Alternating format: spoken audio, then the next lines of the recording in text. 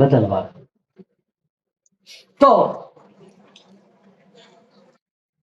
શંકર એમ કે છે, હે પાર્વતી, ગિરિજા સંત સમાગમ સમન લાભ કछु આન, બિનુ હરિ કૃપા ન હોય સો ગાવહી બેદ પુરાણ. ગિરિજા સંત સમાગમ સમન લાભ કछु આન. માણસને સત્સંગ મળે, આવી બેઠક મળે, આનાથી કોઈ મોટો બીજો લાભ નથી. દુનિયામાં આપણે છીએ, ઘણા બધા લાભોની જરૂર છે. એ લાભ માટે આપણે રાત દિવસ પ્રયત્નો પણ કરતા હોઈએ છીએ. માણસ પણ તમે જોજો, જીવનમાં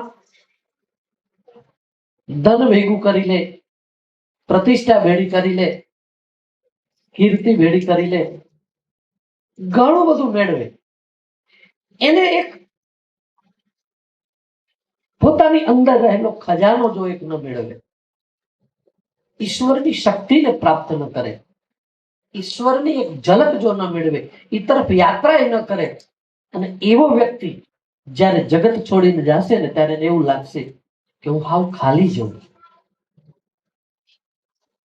અને માણસ પોતાના જીવનમાં બીજું કાંઈ ન મેળવે, કદાચ એને ધન એકત્રિત ન કર્યું, એને પ્રતિષ્ઠા ન મેળવી, એને બંગલા ન બનાવ્યા, એવું કદાચ ઘણા ન કરી શકે.